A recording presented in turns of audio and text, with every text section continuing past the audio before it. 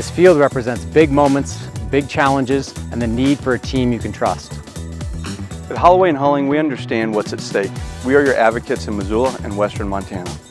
We provide clear, result-driven counsel for criminal defense and personal injury cases. Our new downtown office is where we turn that strategy into action. Holloway and Hulling, your advocates for justice and a proud Griz sponsor.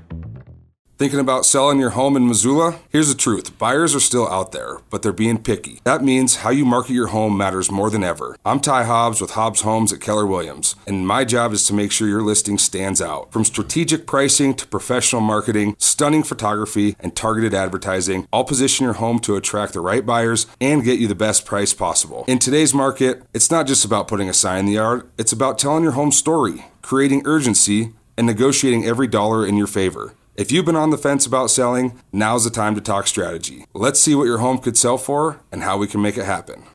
Talkin Schmidt back for another week from the depths of hell or wherever the heck Andrew is broadcasting from. What's up? That's right. Good to see you, man. Just living life, man. Just fending off all the Cat fans. Actually, it's been nice this week because only one text. It was the one that said that Andrew Schmidt is a certified piece of shit or something like that. And, it's not, I'm a certified piece of Schmidt, okay? But not shit. Like, you guys, it's okay. It's okay to be sad. I think I still have it. Cat fans are sad. I think they've learned a little bit to not come after me, or at least people have not sent me the Bobcat Nation posts yet, but I'm sure they will. Yeah. Well, as I say, disclaimers, I endorse nothing of what Andrew says, but I do laugh at it. And that's the whole point of this. Is it's supposed to be funny. It's supposed to be bringing brevity. That's the name of the game when it comes to Talkin Schmidt. Okay, so weigh these two dynamics for me. Bobby Hauck has made a habit, almost a mastery of figuring out a way to win games when his team does not play very well. Mm-hmm. Yet that seems to happen a lot. So yeah. It's an interesting deal. I think that there's one thing I find fascinating about just humans in general, not just Griz fans, but humans in general is the revisionist history that we convince ourselves to be true. And Coach Hauck, I mean, he won 80 out of 97 games his first tenure at Montana. That's pretty ridiculous, right? I mean, he won 31 out of his last 32 Big Sky Conference games, and I think his overall Big Sky Conference record was something like 52-6. So that's very impressive. Also, though, I think people forget, like when you guys went to Idaho State and won 12-10. That might have been actually the year after your senior year, or is that your senior year? Yeah. I don't remember. Yeah. Well, Colter, I'll break into this like right now. So we were texting on the GFP thread, and I said that is a old school Bobby Ball magic win if I've ever seen one. Like that win against North Dakota this week. And someone said, I won't say who, no, they won in spite of him. And I was like, no. Let's hit the Wayback Machine. Hold on. All right, 2003 at Eastern Washington, Shane McIntyre blocks a kick to win, right? Eastern's driving, they go to kick to tie the game. He blocks it, they win.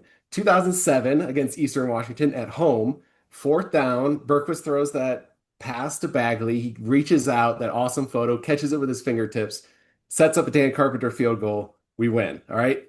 2008, Cal Poly, where humble brag, I was National Player of the Week. Okay. For all you haters that are in shambles. They went all the way down to the 10-yard line and missed a field goal to win the game. Okay. 2009, Idaho State, Brody McKnight kicks a field goal to win the game. They won 12-10. That was the year after me. And then 2009, UC Davis. This was a fun one to go back and see. You can see the highlights. Griz are down 10-0. Did not score in the first half. They end up scoring 17 straight. And then UC Davis is driving in the last drive of the game. They get all the way down to the 15-yard line. And then the power goes out. And there's a 20-minute delay. And then the game goes back on. The lights turn back on. And they restart. And the first play, the guy throws a pick to Tremaine Johnson. So and the Grizz win, right? That game right there was just like that. And I think it's because Bobby may or may not have sold his soul to the devil. I have no idea. He finds a way to win these games somehow, despite everything going wrong. And at the end, it's like, how did the Grizz win? And people get mad at it. They're like, I hate Bobby ball, but I think you just have to sit back and be like, well, that's incredible. That's he wins games. That's what matters. So I just jumped into what you're saying, but I think I know what you're getting at. Oh, that's exactly right. This, I mean, people remember that he won every game 56-3, but he didn't. He no, didn't. They found ways to no. win so many times when they weren't supposed to win. But that's I think the brilliance and the frustrating part for people to observe is that he always finds a way to get these done, especially early in the year. And then all of a sudden his team starts gaining momentum. And then when you get to November and December, if all things go your way, then you do start beating teams' asses because they have a hard time coming to Montana in the winter and playing at Washington Grizzly Stadium. Yeah. Or the road games that, they go to Northern Colorado in November and they put it to them, except for if you're Bob Stitt and lose to them. So like I think as teams they get better as the year progresses, but that's not act like these games don't happen regularly. For some reason, for whatever reason, and again, this could be prep, this could be luck, this could be a deal signed with Lucifer. I don't know, but they end up winning these games somehow in some way, and that's Bobby ball. I'm sorry, but that's the way it is. I don't have as much of a recollection of this when I was, a student journalist covering the team, but I have a distinct recollection of it now that Bobby's been back here since 2018, of just watching the substitution patterns early in games, especially in these early season games. They substitute relentlessly. And I understand the method to the madness, right? They want to get as many guys on the field as they can in high pressure situations. We talked about this last week too. The the advantages and disadvantages of it, it's just so hard for me to weigh in my mind because on one hand, okay, you get into a pressure situation early in a game against a ranked team, when it's an adverse sort of condition for you as a player and as a defense or an offense, whatever. I get the experience and how that can pay dividends moving forward. I also question, like in that game on Saturday, it was very clear that North Dakota was a good team that was ready to go and was very eager to, you know, pull an upset in Washington Grizzly Stadium. And when they give up the 82-yard touchdown, not only is it a busted coverage, but you have your entire backup secondary in, and it's early in the game. I'm weighing the pluses and minuses here of this strategy. Did he rotate as much when you were playing? I can't remember. Yeah, he rotated, and I was going to say they rotated a lot from the defensive standpoint my entire time there. I mean, Right. from the defensive ends, there's Murphy and DeLuey and Spencer and Bierman and Stadnick and Palmer. Stadnick and Palmer and they like and then defensive lines Carlson and Mettler and Lamantia and Kelly Kane and right and then linebackers. There's just a whole slew of them from Kyle Ryan to Alex Hawthorne to Mookie Foreman to Brandon Fisher to Tyler Corwin. Like it's just like they just rotated so much, and people are even like Colt and Shan and Torrey Thomas and Torrey's brother Tyler Thomas.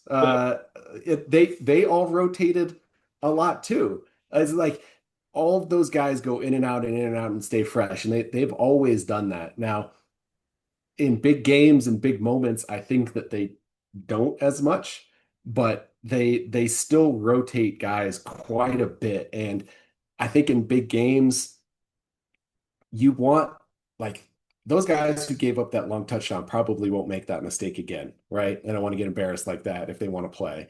And I think based on comments after the game, Bobby was okay with the learning of that. I just think September, he wants you guys to have your mistakes and learn and get better.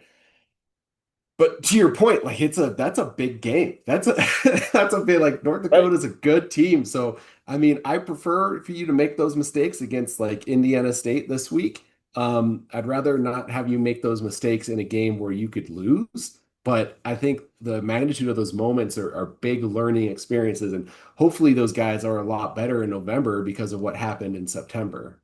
Yo, Tara, what up, E? What's going on? Man, those are some nice medals. Yeah, man, these are hard to come by. Yeah, well, I've got 2 of them. Well, that's nothing like going to March Madness, though. We did go to a national championship. Okay, guys, whatever. Let's just get on the Montana party bus and head over to Press Box for lunch. Yeah.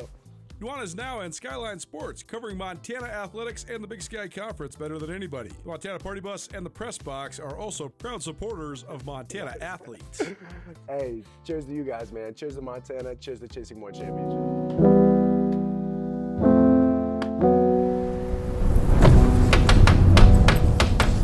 Hello, my name is Ah Yat, quarterback at the University of Montana. In the off-season, it's important to do everything you can to prepare for the season. In high school, that means funding your program. In my experience, Vertical Raise is the ultimate online fundraising platform. Now broaden your reach of your fundraiser and bring in more money than other platforms. And there are no sneaky or hidden fees like other companies. If you're trying to raise money for your program, reach out to Vertical Raise today. Andrew Schmidt, Talkin Schmidt here on the Big Sky Breakdown, proudly presented by Holloway and Hulling. Holloway and Hulling combines their passion for justice with a deep understanding of Montana law. They have a ton of experience. This is really cool. They actually list a lot of their cases on their website, so you can actually see exactly what they've done in the courtroom to help people with everything from criminal defense to personal injury, family law. They won Best of Missoula recently, so congratulations to Nate and Nate for their continued successes. And if you'd like to find out more, you can visit montanalawyers.net. Okay, so how about this? Yeah, well, hold on. And Nate beat me in fantasy football this week. That asshole. He got Bucky Irving got me, and Brock Bowers didn't catch anything besides a cold. So thanks. Good. Congratulations, Nate. Shout out for Holloway and Hulling. Go there, and Nate's good at fantasy football, to my chagrin. So you just made a comment where you'd like to see less of it in games where you could possibly lose, and maybe more of it where games that you're almost certain to win, like this weekend, Indiana State. That's another thing that's sort of a double-edged sword with Bobby Hauck. If you were to tell him that there was games that you're assumed to win and or lose, he would mock you, like, to your face. Yeah, definitely. he's heard the scuttle that this is an easy schedule this year, and he's basically said, no, that's not true. We have an incredibly difficult schedule this year. Is that a strength or a weakness or both? I feel like every game is one that's a learning experience in his mind until you get to he'd always say the games they remember are played in November, right? And I think all of these early season games, he's trying to get, like, he's not giving everything away. He kind of wants the pressure, and they say in soccer, you need to suffer a bit to learn from the game. And I think he kind of wants that suffering a little bit so that later in the season, you're better. Now, I don't know if he's going to come out and, like, run vanilla everything against Indiana State because they're supposed to suck, right? I don't know. He might not want to put anything on tape for people to study. And it could be one of those really annoying, like, 20-3 games where you're like, I hate this team. They're not doing anything. But I think he's trying to get them, again, I keep saying this, wants to get them as good as they can possibly be in November from a coaching standpoint to a playing, like, the player standpoint. So I don't know. I mean, thinking of a game as there's no such thing as a must win. I don't know. I'd rather blow teams out 70-0 every week, but for whatever it's worth, like, that was never really the case when we played. Like, they were always somewhat close games because we were building towards something, and I guess he just left some powder dry, so to speak. Yeah, it's the fact is that there is proof, though, of concept here, right? Mm-hmm. Like, harken back to 2023, coming out of the Butler game, you're sitting there like, what the heck is this offensive play calling? They played 90 guys. You barely beat Butler. Like, Butler doesn't even have scholarships. What's going on? And then a couple weeks later, they go and they shit the bed at Northern Arizona, and the offensive line's walking off the field before the play's over, and they got their asses kicked, and all of a sudden everybody's like, this is over. The Hauck 2.0 experiment has failed. Get them out of here. Yeah. And then they pull out. Then they pull out 3 straight wins, and then all of a sudden it's 10 straight wins, and they're kicking the shit out of Sac State at home. And so, like, he has proof of concept. So at some point you're like, okay, how much do we scrutinize because there's certainly some microcosmic things we can scrutinize, no question, that happened on Saturday. But when you look at the macro, sometimes you have to pump the brakes and think, well, this would be so concerning if we didn't have this massive, like 15-year sample size of this guy, of this guy having this and his head coach getting it done. Yeah, it's going to be frustrating. I think it always is frustrating. And it's like, it's weird to draw parallels of like him and Nick Saban, okay, but they're both successful at their own places. But like Alabama would play a cupcake and would eviscerate them, right? And then they would go in those big games against Georgia or against LSU or against, whatever. Those would be the tight games. It's like with Bobby, they're all tight games. They're they're all tight, and it sucks. I think everyone, especially Montana fans, long for the days of Dave Dickinson throwing for 500 yards a game. That's just not the model with him, and it's just not going to happen. So I think people need to be, as Bobby says, winning's hard, losing's easy. Just ask North Dakota.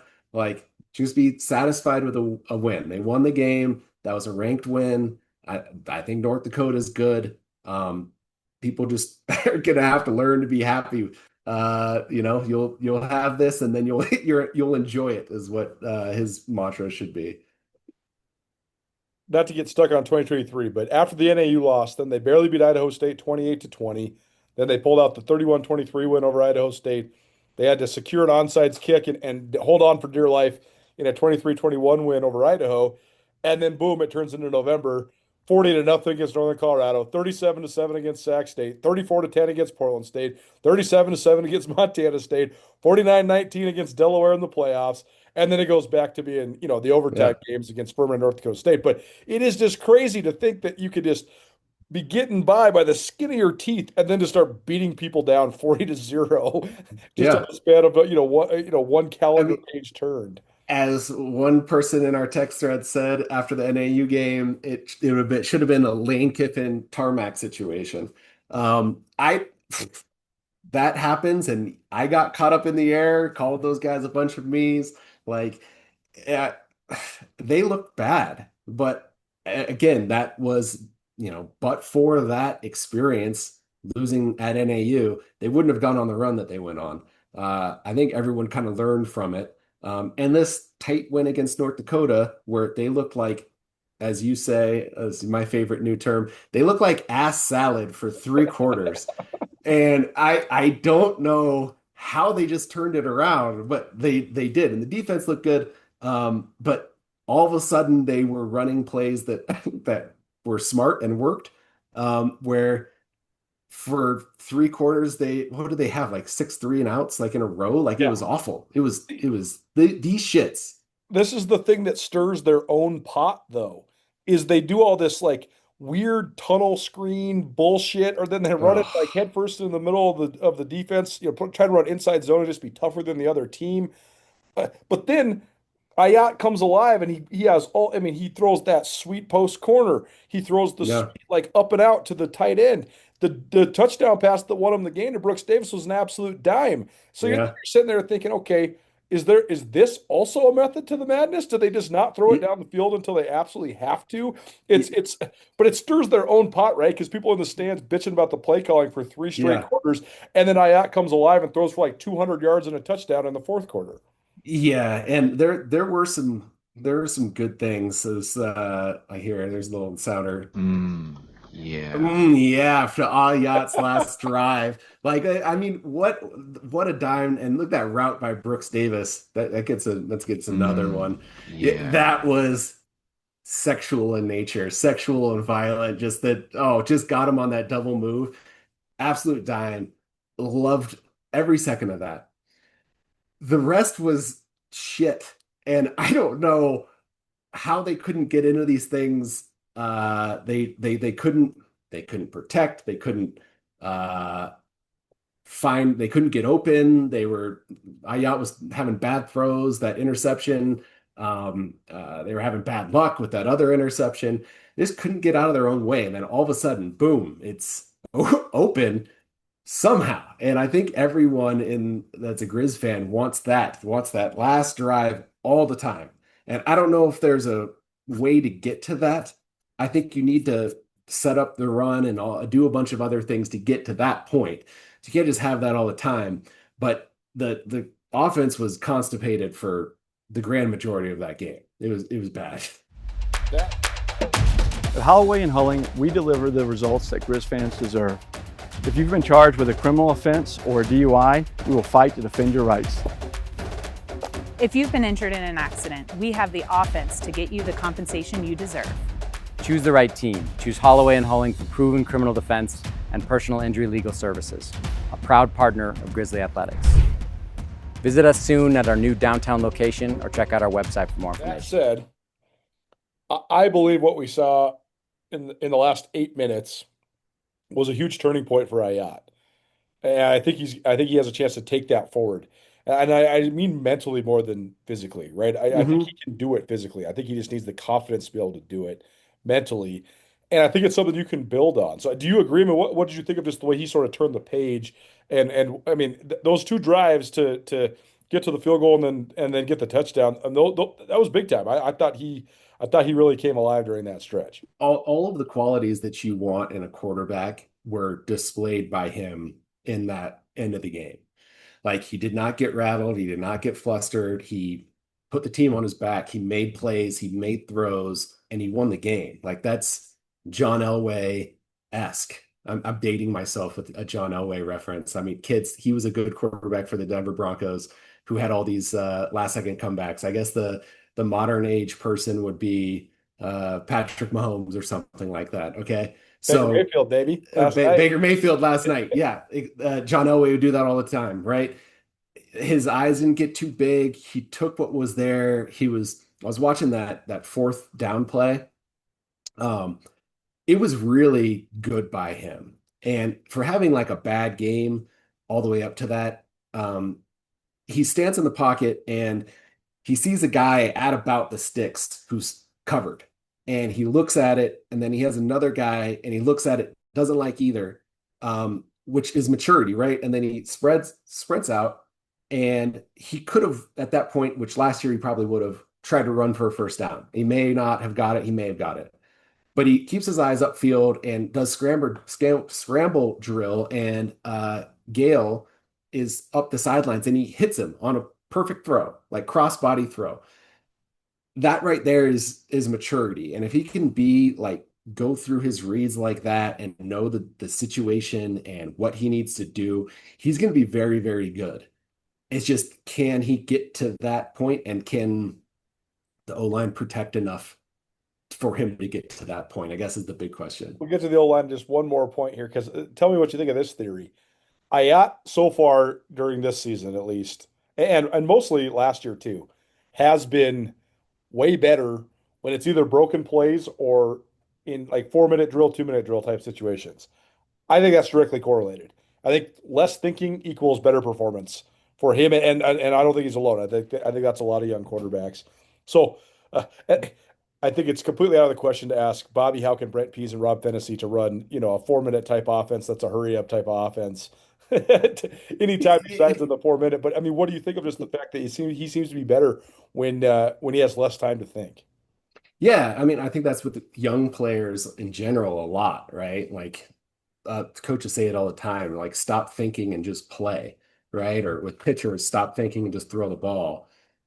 He's going to be better right now doing that. Now, there'll be a point where if he is super, super smart of processing everything and think like Peyton Manning, Tom Brady in their later halves of their careers where they're controlling offenses, and they didn't even go up there with a play, right? They would just go up there with a formation, and the quarterback would check to something that worked every time.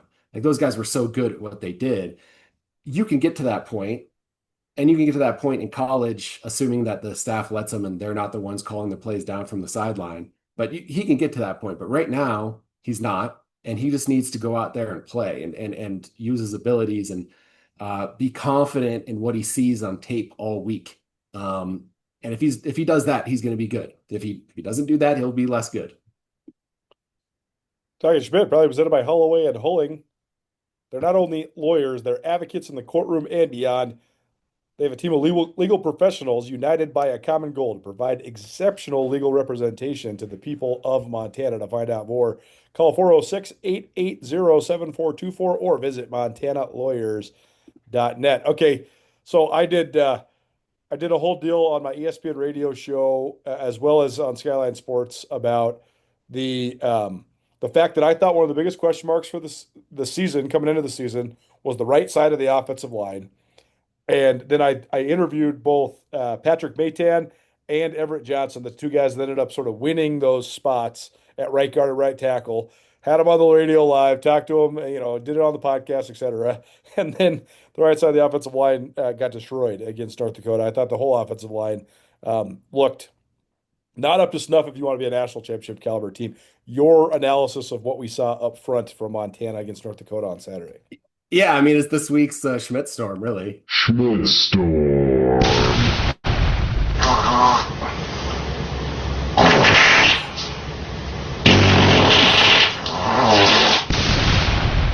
Okay, so Colter, I don't get this. Okay, this is supposed to be DOLA, right? Remember that DOLA, dominant offensive line attitude. It's more like Poop Town. Poop Town. Shout out to Scott Van Pelt for that sounder. I love that one. Poop Town. They're absolute Poop Town. How in year seven are they this bad? I do not get it. You had more than enough time to recruit offensive linemen that can play, that are big and physical. Like, where are the guys like Chris Dyke and Taryn Hillsland and Colin Dow and JD Quinn and Brent Russell? Where are those guys? Levi Horn. Like, I do not know where they are, where they exist in this, but it's insane to me because you have guys, we've had guys that have come back or that have played that have gone on, like Dylan Cook is in the NFL, right? So, like, how do we not have the guys to play? And you've had different coaches. You've had Germer come back. You've had Norcross now. You had the guy last year, Pawlowski. Pavlik, yeah. Poop Town, all of it. All bad, all right? And part of it is you have tackles playing center playing tackle, guards playing center, and then they rotate. Like, every series, it seems like they have like a new center in there, or one plays like half the game and one plays the other. Okay. Yep. And it's awful. Okay. One, because they gave up 6 sacks this week, Poop Town, which sucks. And then one the week before. Okay. And it's all because, in my opinion, all right, they can't set protection. So we're going to do something. We have a little new technology in here. We are going to try to share my screen.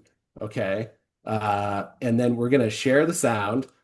And so you guys can see this right here. The guys, all right. So guys who are on the audio medium right here, you can't see this. Okay. But for the people who are watching on YouTube, subscribe to Colter's YouTube, first of all. Second of all, let's see if you can. Poop Town. Still Poop Town. Okay. So as you can see right here, there's a setter ball. You have guard, tackle, tight end here. You have a wide receiver in the slot, 2 wide receivers on each outside. Okay. This is just a standard base front. All right. Now, the way that this works, or it worked when I played, I don't know if they still do this. I'm assuming they do. It's the job of the center here and the quarterback here to identify the mic. Okay. The mic is the fulcrum point to set the protection to which way the offensive line goes to face pressure. You know where this pressure is coming from based off of tape study. Okay. So you know that X amount of time they've run a blitz out of this formation on defense, 50% of the time or something like that. So say they run blitz right here out of this formation and you have a linebacker covering the slot right here. Well, in that case, you'd want to set the mic to this guy. All right. This guy, this linebacker on the left. That way you have center working to guard working to that backer, tackle working to this guy, and then running back picking up that, right? And then you have these 2 guys for those 2 guys. And if this guy blitzes 2, you have the tight end, depending on your formation. What they're doing and what you saw on that last drive, okay, when they had 2 sacks in a row, is they were clearly misidentifying the Mike and where the pressure was coming from. That's right. You were probably calling this guy Mike, the other right side backer. And then so you have guys going here, here. This guy's out on a route. This guy's going on air. And this guy's blitzing or this guy's blitzing. You have 2-on-2 and then one blitzer coming up the middle. And that happened multiple times that game. Okay? Multiple times. If you can't set the center protection or the Mike call from either the center or the quarterback, and back when I played, Berquist would set the mic, okay? And J.D. Quinn would relay who was going where with the offensive line. Every single play. He'd call up 56 as the mic or something like that. Either they're not doing it, or the center is supposed to be doing it and doing it wrong, or Ah Yat is doing it and doing it wrong. Someone is making it poop town. Poop town! And he's getting sacked just constantly or under pressure constantly. And if you can't do that, you're going to have a hard time winning games at all. And that's my biggest fear for this team moving forward. You have guys that have been on that offensive line forever. Well, some guys. And then you have transfers coming in. And this is basic shit. This is basic football day one shit. And if you can't figure that out, you're not going to beat a good team. And that's the Schmidt Storm. This is a piece of consternation for me, not just with the Griz. This is like a problem basically across the entire FCS, save about 3 programs. And that is that there is very few, if any, guys that are being recruited to play FCS football that are centers. They just try to get guys that are guard, tackle, body types, as many as they can, and then teach somebody to play center. It's a definitive ball skill. I know I'm a center, so I'm preaching to myself, but it's a definitive ball skill. It is. They are the guys. It's like a point guard in basketball, right? It's their job to communicate everything to the fellow offensive lineman. And if they identify the wrong person and send the line the wrong way, like Ah Yat's screwed. Like, it doesn't matter. Sure. It could be Tom Brady back there. He's gonna get sacked. Totally. So like you need to have a smart person at center. And I think Forbes did this well, right? I think they had less issues in terms of because he's a real center. Correct. Of setting protection. And you can have you can have Miami's offensive line. And if they go the wrong way and you have guys blocking air, it doesn't matter. You have the best tackle in the world. So the center is the person who touches the ball and who sets those people in motion. And if you don't have one of those, your offensive line is going to be the shits. It's going to be poop town. Poop town. Yeah, and we could get into the whole bigger conversation here, but I think that the fact that Montana has been in the mix just once as a true national championship type of contender, not just since Bobby Hauck returned, but really probably since that 2011 year when they ran to the semis. Between that 2012 and now, it's one time that they've really been like actually in the mix and not just, the top of the second tier or whatever. And I think when people are watching it and they ask, like, what is the things that are missing for the Griz? To me, it's been very easily definable. I think Montana has had absolutely good enough players at the offensive skill positions, at linebacker, even to a certain extent at defensive line, certainly at safety. They've had some elite corners. To me, it's offensive line and quarterback, and that's it. Those are the 2 places where the teams that have won over and over and over again, or at least been in the mix over and over and over again, have been better. And I wonder how much they're correlated. The offensive line and the quarterbacks going hand in hand, and like would Montana have been better at quarterback in recent years if their offensive line has been better? Yeah, they absolutely are. And look, again, I don't know if it's the quarterback who's setting the protection or setting the mic call, or if it's the center. Typically, they work in tandem and hand in hand because they're on the same page trying to point this out and set things. If one or both are bad at it, you're not going to have a good offensive line and pass protection. So I don't know whose fault it is in this instance.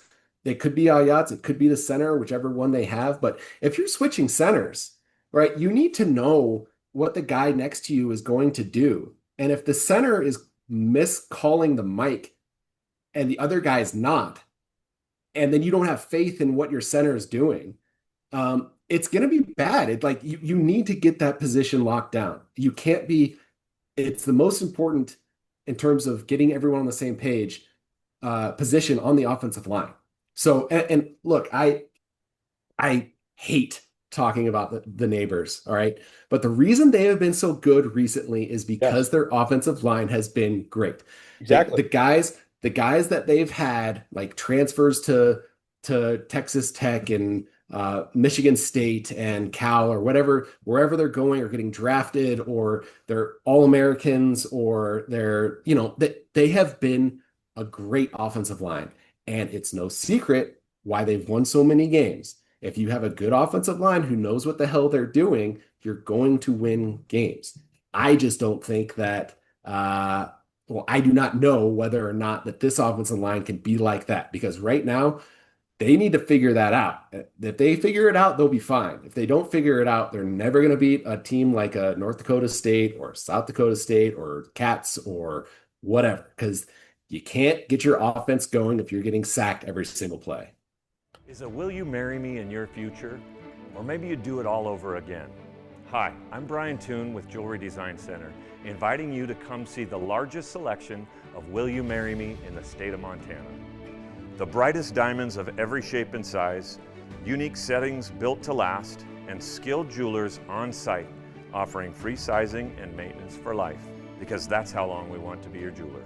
Jewelry Design Center in Missoula, on Brooks, across the... Join Town Pump's Pump It Up Rewards Plus program and never pay full price for fuel again. Save 5 cents on every gallon every day at any Town Pump across Montana. Plus, earn and redeem points on your favorite in-store items to get free stuff with our clubs. Stop in and pick up a rewards card. Download the Pump It Up Rewards Plus app today. Or visit townpump.com/rewards to register and start saving. Right down the road. And the fact is, they have 6 senior offensive linemen, and one of them's a transfer, but most of them have been there. So that's the other part where you just scratch your head in terms of the why. But I think that's a whole different. Dude, I saw Michael Irvin talking shit about what offensive linemen do. Just one fat guy get in front of another fat guy, and they don't have to do anything. They just it's not that hard to just get in the way of a fat guy, right? It is hard if you're blocking air. If you're blocking air and someone's running right by you, you look like a fool. You give up sacks. If you just get in the way, just get in the way. Just be in position and you'll be better. And they have been out of position. It's been bad. And I'm getting on them a lot for last game, but it's not like it's been great the last 6 or 7 years. It's 2 matchups in a row, specifically against North Dakota. North Dakota, they were blocking air too. You go watch that film from last year at the Alaris Center.